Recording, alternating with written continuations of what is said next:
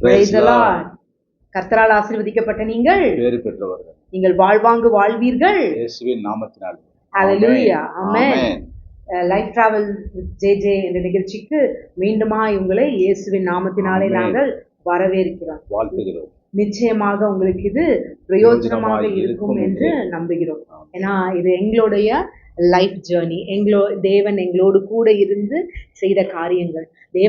ஆண்டவர் எங்க கூட இருக்கிறாருன்றது தெரியாத போது கூட ஆண்டவர் எப்படி எங்க கூட இருந்தார், ஆண்டவரை நாங்கள் எப்படி முதல்ல தெரிஞ்சுக்கிட்டோம், அப்புறம் வர வர அவரை எப்படியாக நாங்கள் புரிந்து கொண்டோம், எல்லா வித ஜேர்னியையும் உங்க கூட ஷேர் பண்ணணுன்றதுல நாங்கள் விரும்புகிறோம். நிச்சயமாக எங்களுடைய வாழ்க்கை உங்களுக்கு பிரயோஜனமாக, இன்னும் அதிலிருந்து நீங்கள் மேலோங்கி வாழ உங்களுக்கு பிரயோஜனமாக இருக்கும் என்று நம்புகிறோம். இயேசுவின் நாமத்தினாலே ஆமென்.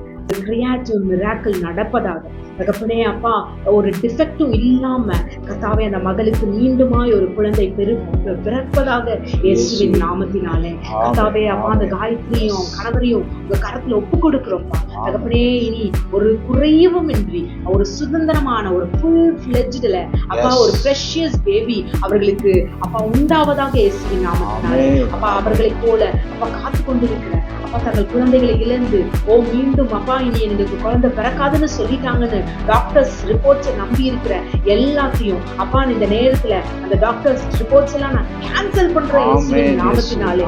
இந்த ஃபெலோப்பியன் டியூப்ல குழந்தை உண்டானதுனால ஃபெலோப்பியன் டியூப்ஸ் வெடிச்சிருச்சு, இனி உங்களுக்கு குழந்தை உருவாகாதுன்னு சொல்லி இருக்கிற எல்லா நிலைகள் மாறுவதாக இயேசுவின் நாமத்தினாலே.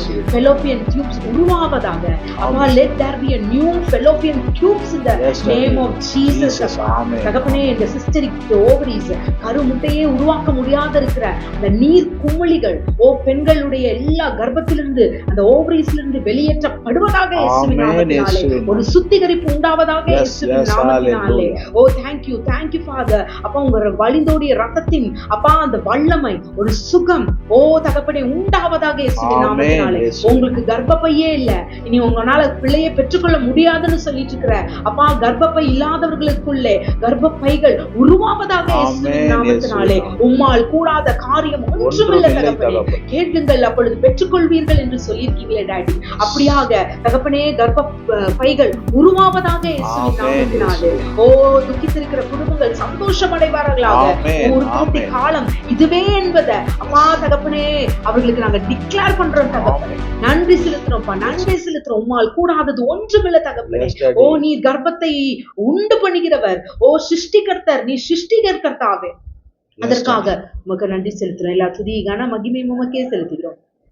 இயேசுவின் நாமத்தில் ஜெபிக்கிறோம் நல்ல பிதாவே. 23:14 எனக்கு குறித்திருக்கிறதை அவர் நிறைவேற்றுவார், இப்படிப்பட்டவைகள் இன்னும் அநேகம் அவரிடத்தில் உண்டு.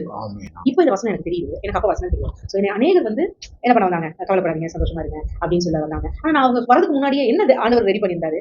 அப்போ திருப்பி நான் அதான் சொல்லிட்டு இருந்தேன். இல்ல நான் கையில விருதுநகரை விட்டு போகும்போது குழந்தையோட போவேன்னு நம்பினேன். ஆனா கன்சீவ் ஆகி வயிற்றுல குழந்தையோட போவேன் அப்படின்னு சொன்னாங்க. ஸோ வாய்ப்பு இருக்கானா? வாய்ப்பு இல்லை. ஏன்னா நாங்கள் டாக்டர்ஸ்ட எகைன் எப்ப நான் கன்சீவ் ஆவேன் அப்படின்னு சொல்லி கேட்கும்போது இல்ல, உங்க சர்விக்ஸ் டோட்டலா லூஸ் ஆயிடுச்சு. ஸோ அட்லீஸ்ட் அந்த 1 year 2 years கண்டிப்பா ஆகும், அப்பதான் நம்ம எதனால இப்படி நடந்துச்சுன்றதே கண்டுபிடிக்க முடியும் அப்படின்னு சொல்லி சொன்னாங்க. ஆனா நான் சொன்னேன் இல்ல, அவங்களுக்கு இந்த பீரியட் முடிய போகுது, ஆகஸ்ட்ல அவங்க எகைன் போயிடுவாங்க, அதனால எப்படியாச்சும் எனக்கு குழந்தை வேணுமே அப்படின்னு சொல்லி நான் அழுத போது டாக்டர் சொன்னாங்க கவலைப்படாத, பார்க்கலாம், ட்ரை பண்ணலாம். ஆனா உனக்கு ஒரு ஃபுல் மெச்சூர் பேபியா தான் டெலிவரி மாதிரி தான் ஆயிருக்கு. ஸோ இது மீண்டும் உனக்கு எப்போ பீரியட்ஸ் வரும்ன்றதே தெரியாது.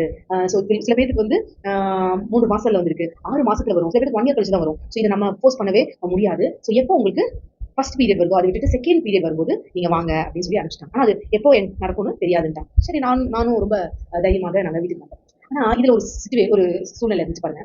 என்னை கம்ஃபர்ட் பண்ணாங்க, இது பண்ணாங்க.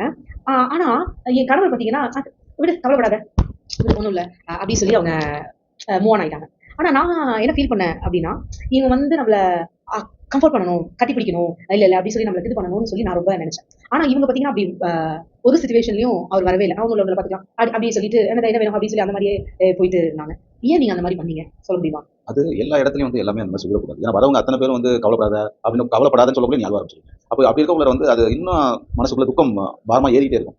அப்படி நீங்க அப்படி நினைச்சுட்டு நாம, ஏன்னா என்னோட சர்வீஸ் எல்லாருமே அந்த மாதிரி தான் நாங்க இது பண்ணுவோம். இப்போ எக்ஸாம்பிள் சொன்னா ஒரு இது கால் அடிப்பட்டாலோ வாரில் அடிப்பட்டாலோ அடுத்ததுக்கு நாங்கள் ஸ்டெப் மூவ் பண்ணி போகணும். அப்போ இவனை வச்சு நம்ம அழுதுட்டு இருக்க முடியாது. அதே போல தான் அந்த மனநிலை தான் எங்க இதில் ட்ரைனிங்ல வந்ததுனால இதை நான் கேஷுவலாக தான் எடுத்துக்கிட்டேன். ஏன்னா இதை நம்ம சொல்லி அவங்க திரும்ப வருத்தப்படணுமா, ஏன்னா எப்படி இருந்தாலும் நமக்கு ஒன்று திரும்ப குழந்தை வரும்ன்ற ஒரு நம்பிக்கை எனக்கு உறுதி இருந்ததுனால இதை நான் பெருசாக எடுத்துக்கல. நம்பிக்கை இருந்துச்சு. ஆனா ஒரு மனைவி வந்து ஒரு கணவன்கிட்ட எதிர்பார்க்கறது என்னன்னா அரவணைப்பு தான். சோ அந்த டைம்ல உண்மைக்கு நான் அதை வந்து என்ன பண்ணேன், உங்ககிட்ட நான் எதிர்பார்த்தேன். மத்தபடி நீங்க எனக்கு எல்லாமே செஞ்சீங்களா அப்படின்னா எல்லாமே செஞ்சீங்க. எனக்கு தேவைகளை இது பண்ணீங்க. நான் அந்த டைம்ல இவங்க என் பக்கத்துக்கு என்ன நம்மள எப்படி இது பண்றாங்க, நம்மள கம்ஃபர்ட்டா இது பண்ண மாட்டேன்றாங்களே, ஆறுதல் சொல்ல மாட்டேன்றாங்களே அப்படின்ட்டு உங்க மேல கோவத்துல நான் வீட்டுல கத்தவும் செஞ்சிருக்கேன். அந்த டைம் அவங்க அதையும் நீங்க பொறுப்பெடுத்துக்கிறதால.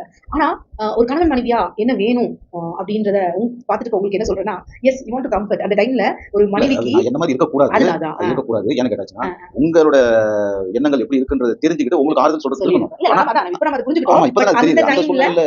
இருக்கும்போது எஸ் ஒரு மனைவியின் உங்களுக்கு என்ன தேவைப்படுது, ஒரு ஆறுதலான அரவணைப்பும் எதுவும் தெரியாது. மொத்தம் எத்தனை பேர் கொடுத்தாலும் அது மனைவியா இருக்கட்டும் ஒரு கணவனாகட்டும் அந்த அரவணைப்பு முழு அரவணைப்பு யார்கிட்ட இருந்து எதிர்பார்ப்பாங்க ஒரு பெண்ணானா அது கணவன்றதான் எதிர்பார்ப்பாங்க. ஆனா நீங்க வாழ்ந்த விதமும் அது உங்களுக்கு அதை என்ன பண்ண தெரியல. அந்த டைம்ல அவங்களுக்கு ஷோ ஆஃப் பண்ண தெரியல. எனக்கும் அந்த டைம்ல எனக்கு அவங்கள புரிஞ்சுக்க முடியல. ஆனா இந்த இப்படி இருந்ததுனால அவங்க அப்படி இருந்தாங்கன்றது இப்ப எனக்கு புரியும் போது அந்த டைம்ல என்னாலையும் அவங்கள புரிஞ்சுக்க முடியல. சோ இப்படிதான் எங்க லைஃப்ல அந்த டைம் போச்சு. சோ இதை பாக்குறவங்களுக்கு சொல்றேன், கணவன் மனைவியா இணைஞ்சிருப்பீங்கன்னா எந்த சூழ்நிலையும் இவங்க என்ன நினைச்சாங்க அப்படின்னா, எங்கன்னா நம்ம போய் அது சொன்னா இன்னும் அழுதுருவாளோ இல்லையா, இன்னும் ரொம்ப அழுவாளோன்ட்டு. ஆனா நான் என்ன சொல்றேன், அவங்க அழுகிறதுக்கு தான் வெயிட் பண்றாங்களே, அழுகிறது. ஆனா யார்கிட்ட வந்து அழுகணும், கணவன்கிட்ட தான் அழுகணும்னு வெயிட் பண்ணுவாங்க, கணவன்கிட்ட தான் வந்து சீக்கிரம்னு வெயிட் பண்ணுவாங்க. பெண்ணோட மனநிலை அதுதான். நீங்க வீட்டுல வேலைக்கு போயிட்டு வருவீங்க, உள்ள வந்தோன்னே அவங்க எல்லாத்தையும் உங்களுக்கு இது பண்ணணும்னு நினைப்பாங்க, நீங்க அவங்க கூட பேசணும்னு நினைப்பாங்க. ஆனா நீங்க என்ன நினைச்சிட்டு வருவீங்க, டயர்டா இருக்கும் வந்துட்டு பாருவோம் அப்படின்னு நினைப்பீங்க. It's good. ஆனா அவங்க கணக்கு பண்ணும்போது அவங்க கூட பேசவும் இது பண்றதுக்கும் நீங்க எனக்கு ஹஸ்பண்டா நீங்க அவங்க கூட டைம் ஸ்பெண்ட் பண்ண.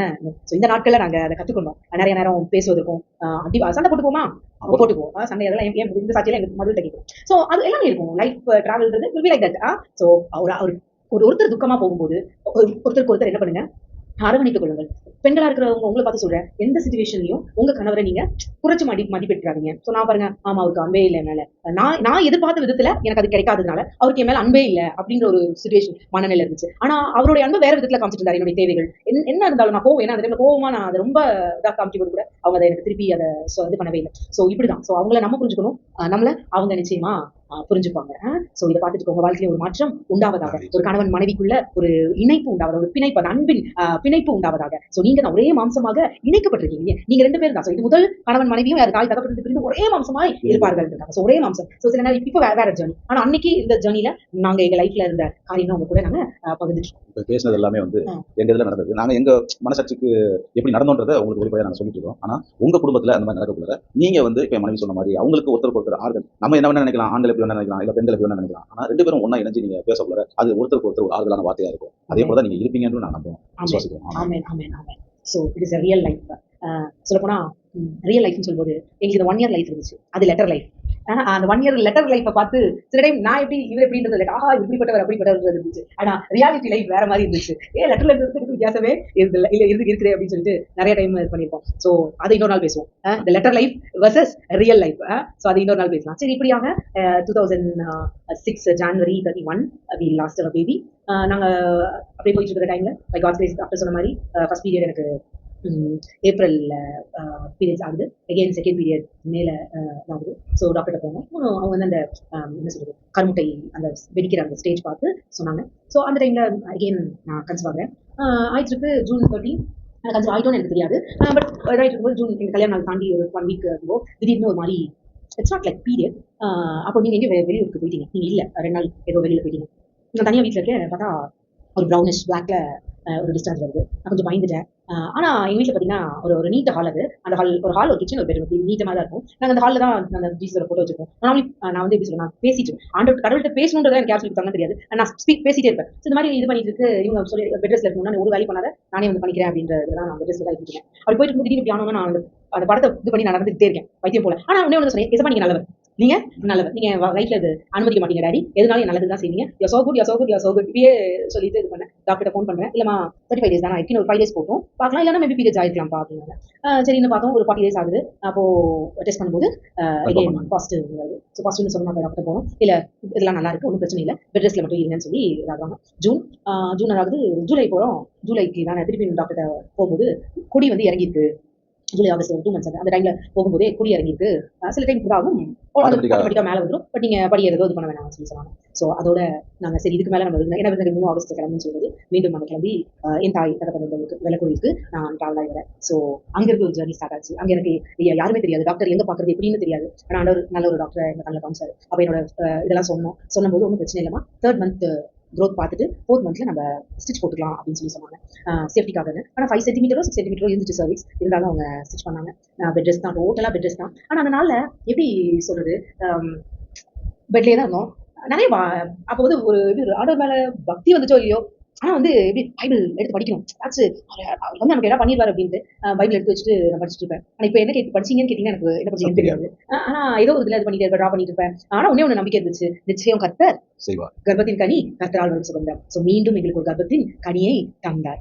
February 17, 2007 கர்த்தர் எங்களுக்கு ஒரு கர்ப்பத்தின் கனியை தந்தார். ஸோ இன்னைக்கும் குழந்தைகள் இழந்து தவிக்கிற உங்களை பார்த்து நாங்க சொல்றோம், கர்ப்பத்தின் கனி கர்த்தரால் வரும் சுகம். 2ஆம் ஒரு திசை மாத்திரமல்ல, அவர் 2ஆம் திசையும் அற்புதம் செய்கிறவராக இருக்கிறார். உங்களுக்கு அப்புறம் சொல்ல மறந்துட்டு பாருங்க, எனக்கு ஓ நெகட்டிவ் பிளட். இப்போ ஓ நெகட்டிவ் பிளட் இருக்கும்போது செகண்ட் பேபி ஆகும்போது குழந்தைக்கு மூல வளர்ச்சி இல்லாம இருக்கலாம், கை கால் வளர்ச்சி இல்லாம இருக்கலாம், ஆட்டிசம் பேபியா பிறக்கலாம் அப்படின்னு நிறைய காரியங்கள் சொல்லியிருந்தாங்க. ஆனா நான் ஒன்னே ஒண்ணுதான் நம்பினேன், கர்த்தர் நிச்சயம் கரெக்டா செய்வார், ப்ராப்பரா செய்வார், எந்த ஒரு இது இல்லாம பிறக்கும்ட்டு நம்ம நிச்சயமாக தேவன் அப்படியே பிறந்துச்சு. நீங்க சொல்ல போனா எங்க பாப்பா வந்து நல்ல ஃபுல் பேபி 3 kg பேபியா தான் வெளியில வந்தா.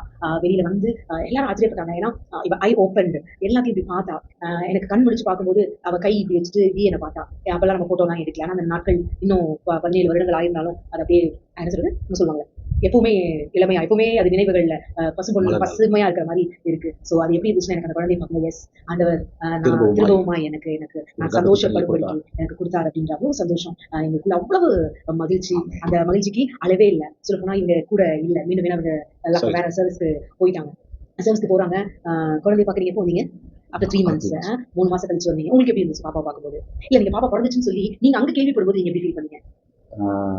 என்ன சொல்றேன்னா, இந்த கையில எடுத்தது இந்த கைக்கு தெரியாம இந்த கையில இருந்து மிஸ் ஆகி கீழே போனது மாதிரி தெரிஞ்சது.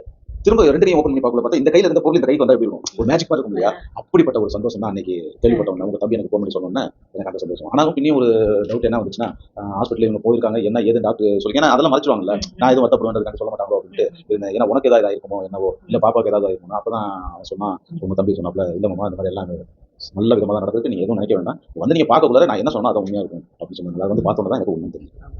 இப்ப பேசிட்டு 3:6 என் ஜீவனுள்ள நாளெல்லாம் நன்மையும் கிருபையும் என்னை தொடரும், நான் கர்த்தருடைய வீட்டிலே நீடித்த நாட்களாய் நிலைத்து. சோ நன்மையும் கிருபையும் தான் நம்மள தொடரும். அவர்கிட்ட இருக்கிறது நன்மையும் கிருபையும் தான், நீடித்த நாட்கள் தான். சோ இன்னைக்கு அவங்க குழந்தை மேல உங்க மேல நீடித்த நாட்களை பேசுறோம், தீர்காயுச பேசுறோம். அவங்க கர்ப்பங்கள் செத்து விழுவதில்லை இயேசுவின் நாமத்தினாலே. உங்க பிள்ளைகள் நீடித்த நாட்களா இருந்து திருப்தி அடைவீங்க. நீங்க உங்க பிள்ளைகளின் பிள்ளைகளை பாப்பீங்க. அதை பார்த்து நீங்க ரொம்ப சந்தோஷமாக மகிழ்ச்சியா இருப்பீங்க.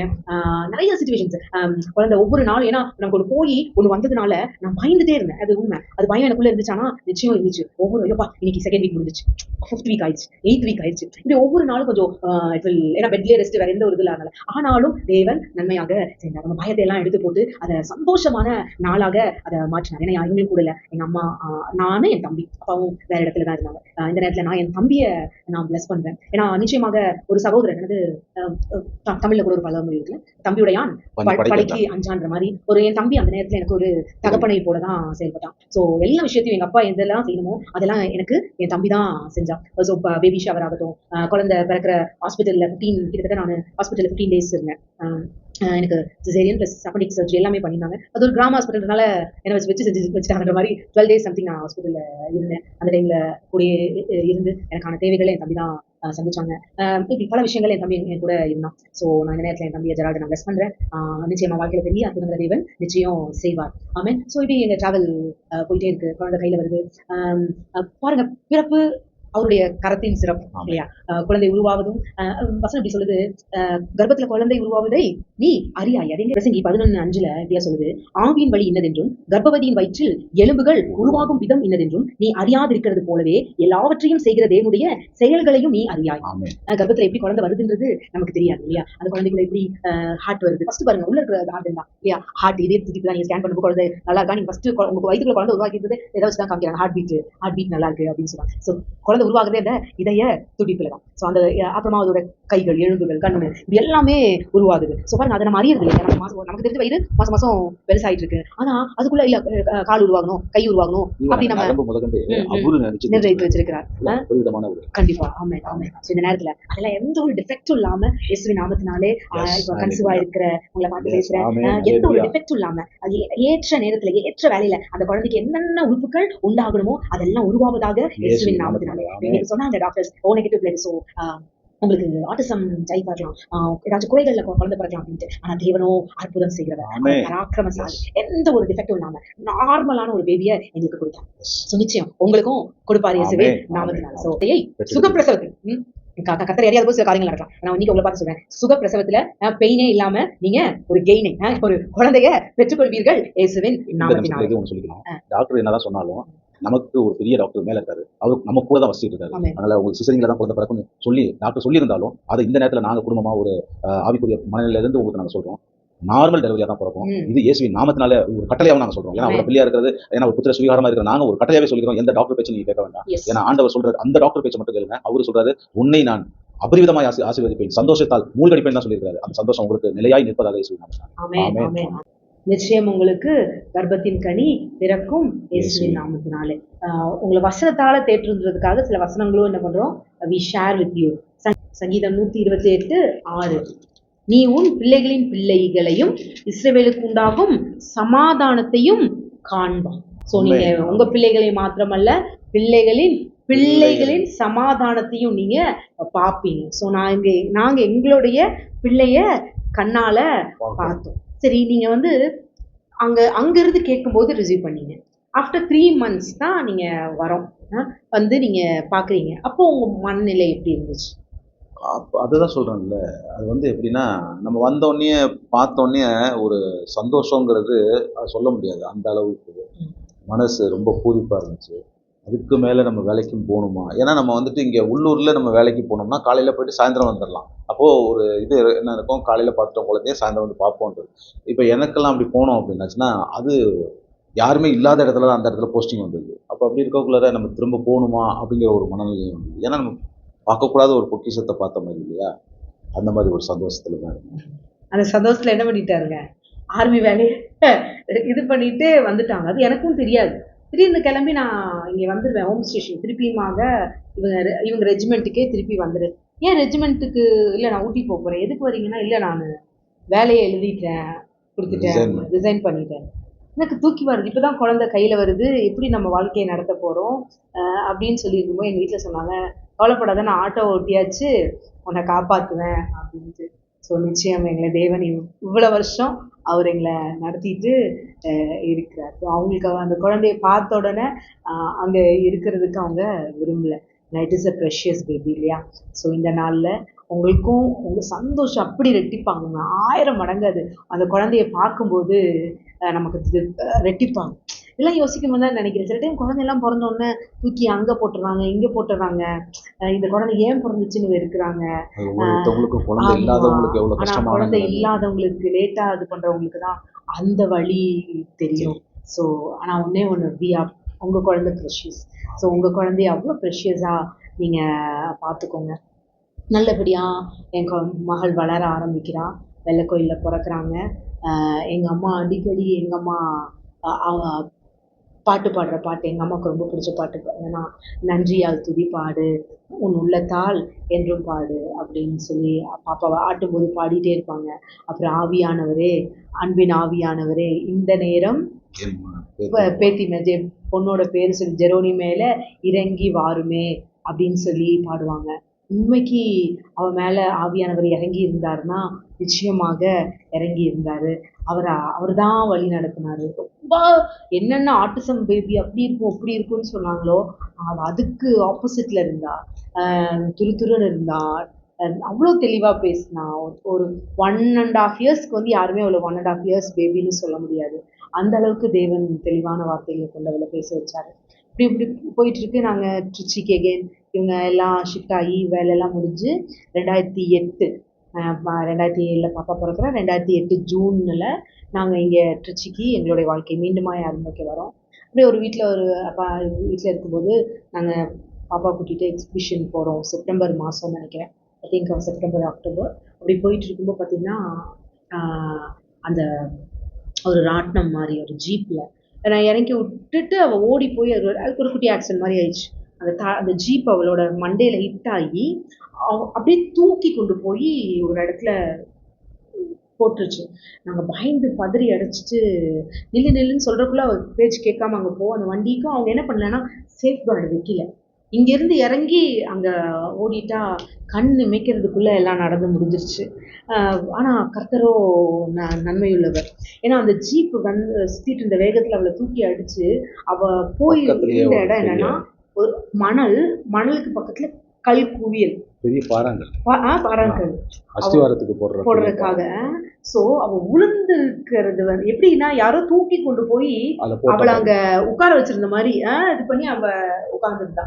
இன்னும் கொஞ்சம் இருந்துச்சுன்னா அவள் பின்னல் அந்த கல்லில் அடிபட்டு வேற மாதிரி ஆயிருக்கும். ஆனால் இங்கே பார்த்தீங்கன்னா ஒரு என்ன சொல்றது ஸ்கல் ஓப்பன் பண்ணாங்க டாக்டர்கிட்ட போகும்போது ஸ்கல் வரையும் தெரியிற அளவுக்கு அங்கே ஓப்பன் எங்களுக்கு. ஏன்னா நாங்கள் புதுசாக வந்தோம் திருச்சிக்கு, எங்களுக்கு யாரையும் தெரியாது. அந்த டைமில் டக்குன்னு நாங்கள் யாரை காண்டாக்ட் பண்ணணும்னு சொல்லும்போது இவங்களுக்கு கொஞ்சம் அந்த டாக்டர்ஸ் தெரிஞ்ச ஹெல்த் டிபார்ட்மெண்ட்டில் தெரியும் போது டாக்டர் பிரியதர்ஷினின்னு சொல்லிட்டு இருக்கவங்களுக்கு அந்த டைமில் நாங்கள் நின்றுட்டு ஃபோன் அடிக்கிறோம். ஒன்றும் கவலைப்படாதீங்க, மாருதி ஹாஸ்பிட்டலில் ஒரு ராமச்சந்திரன் ஆக்சுவலி நான் கேர்ள் சைல்டுனால ஐ நீட் பிளாஸ்டிக் சர்ஜன் அப்படின்னு சொல்லி அங்கேருந்தே கேட்கும்போது உடனே இல்லை இந்த மாதிரி டாப் அவர் தான் நம்பர் 1 ராமச்சந்திரன் அவர்கிட்ட நீங்கள் போங்க அப்படின்னு சொல்லி அந்த ஆண்டர் அனுப்பிச்சாரு. ஸோ இப்படியாக வந்த இந்த நேரத்துலையும் அந்த டாக்டர் பிரியதர்ஷினி ராமச்சந்திரன் அவங்களுக்காகவும் நாங்கள் ப்ளஸ் பண்ணுறோம், தேங்க் பண்ணுறோம். அப்போது வந்து என்ன பண்ணுறோம், ஹாஸ்பிட்டல்கிட்ட கூட்டிகிட்டு போகிறக்காக அங்கே நின்று ஃபோன் அடிச்சுட்ருக்கோம். எங்கே கொண்டு போகிறதுன்னு தெரியாமல் நின்று ஃபோன் அடிச்சுட்ருக்கோம். ரத்தம் வந்து ஊற்றுது. அப்போது இவங்களோட கர்ச்சிஃப் மட்டும் தான் இருந்துச்சு. கர்ச்சிஃபை பிடிச்சிட்டு இது பண்ணிவிட்டு நான் பைக்கில் தான் போயிருந்தோம். பைக்கில் எடுத்துகிட்டு போகிறோம். அம்மா அழுகுறா. இல்லைடா வலிக்கு ஒன்றும் இல்லை, ஒன்றும் கவலைப்படாத, ஏசப்பா இருக்காருடா. ஒரு குழந்தை வியான்னு ஏதோ ஒன்று சொல்லி அழுகும். இவ சொல்கிறா ஏசப்பா அழுகாத மம்மி, ஏசப்பா இருக்காரு அப்படின்னு சொல்லி அந்த 1.25 வயசில் அவள் சொன்னான். எங்களுக்கு அது ரொம்ப ஆச்சரியமாக இருந்துச்சு. இது எப்படி இது நம்ம அவளுக்கு இது பண்ணலையே. இல்லை மம்மி ஏசப்பா இருக்காரு, ஏசப்பா இப்படி தான் அவள் அழுதாலுமே. ஸோ இதில் இப்போ திருப்பி சொல்கிறேன், இது நான் பெருமைக்காகவோ இதுக்காகவோ சொல்லலை. உங்கள் பிள்ளைகளுடைய வாயிலிருந்தும் அவருடைய வார்த்தை தான் வரும். எந்த ஒரு சூழ்நிலையிலிருந்தும் உங்கள் பிள்ளைங்க வாயிலேருந்து அவரோட வார்த்தை தான் வரும். இதே இப்போ 1.25 வயசில் மாத்திரமல்ல, செகண்ட் ஸ்டாண்டர்ட் இல்லை 3rd ஸ்டாண்டர்ட் படிக்கும்போது ஸ்கூல் கிரவுண்டில் கீழே விழுந்துட்டா. இப்போவும் பார்த்தீங்கன்னா அவளுக்கு அந்த காயம் வந்து ரொம்ப பெரிய காயம். அது அவளோட எலும்பு முறியறதுக்கான ஒரு காயம் போல தான் அந்த காயம் இருந்துச்சு. ஆனால் அந்த நைட் நாங்கள் உட்காந்து ஃபேமிலியாக நாங்கள் ப்ரேயர் பண்ணுறோம். அப்போது ஏசப்பா நீ ஜெரோனி நீயும் ப்ரேயர் பண்ணு அப்படி சொல்லும்பொழுது ஒரு குழந்தையா என்ன ஜெபம் பண்ணியிருக்கோம், வேறு மாதிரி பண்ணியிருக்கலாம். ஆனால் அவள் சொல்கிறா, ஏசப்பா எனக்கு வேறு எதுவும் அடிப்படாமல் எனக்கு பாதுகாத்துக்கிட்டீங்க, அதுக்காக நன்றி ஏசப்பா. என் கால் உடஞ்சிருக்கும், ஆனால் இதுலேருந்து பாதுகாத்துக்கிட்டீங்க, எனக்காக நன்றி ஏசப்பா அப்படி சொல்லுவோம். எனக்கு இதாக இருந்துச்சு, இது எப்படி இது புண்ணு குணமாகணும் அப்படியெல்லாம் பண்ணல. She thanked God.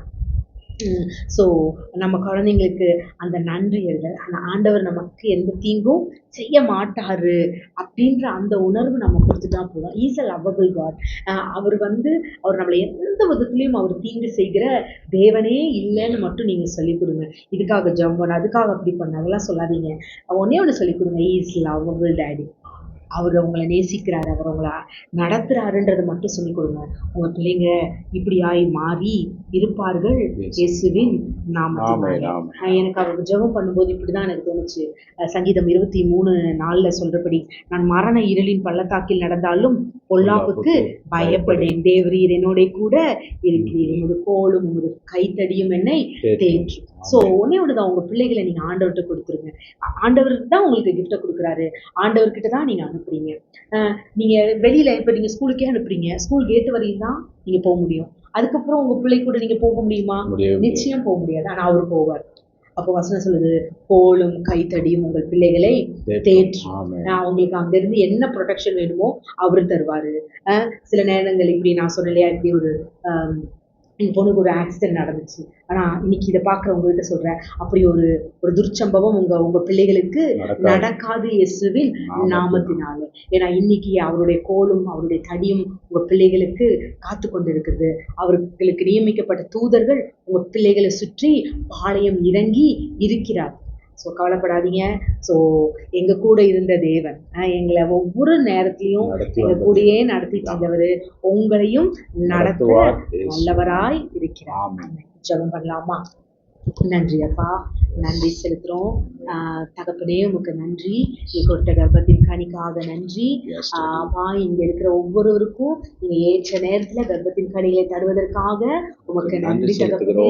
பிள்ளை இழந்து தவிக்கிறவர்கள் அப்பா தகப்பனே மீண்டுமாய் அப்பா ஒரு ஆனந்த சந்தோஷம் அவங்க வாழ்க்கையில வர்ற மாதிரி அப்பா கர்ப்பத்தின் கனியை தருவதற்காக ஸ்தோத்திரம் அப்பா.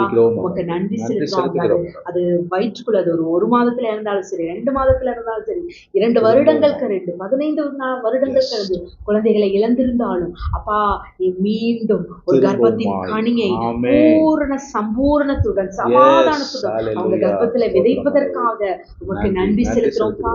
தகப்பனே பிரெக்னன்சிக்காக வெயிட் பண்ணிட்டு இருக்கிற அப்பா, பிரெக்னன்சியா இருக்கிற ஒவ்வொருத்தருக்கும் நான் ப்ரேயர் பண்றேன், ஒரு சுக பிரசவம் உண்டாவதாக. தகப்பனே நாங்க எங்க பிள்ளைகளை நாங்க எப்படி வளர்ப்போமோன்னு கவலைப்பட்டு இருக்கிற ஒவ்வொருத்தரையும் நான் பார்த்து பேசுறேன் டாடி. கர்ப்பத்தின் கனியின் தந்தவர் நீர், சுகபத்திரமாக நீங்க அந்த பிள்ளைகளுக்கு நியமிக்கப்பட்ட தூதர்களை கொண்டு நீங்களே பிள்ளைகளுக்கு ஆவியானவர் பலனையும் ஞானத்தையும் தந்து பிள்ளைகளை நீங்க நடத்துவதற்காக உங்களுக்கு நன்றி செலுத்துறோம். எல்லாரும் உங்க கரத்துல ஒப்பு கொடுக்கிறோம். இயேசுவின் நாமத்தில் ஜெபிக்கிறோம் நல்ல பிதாவே. ஆமென். ஆமென். God bless you all. Amen.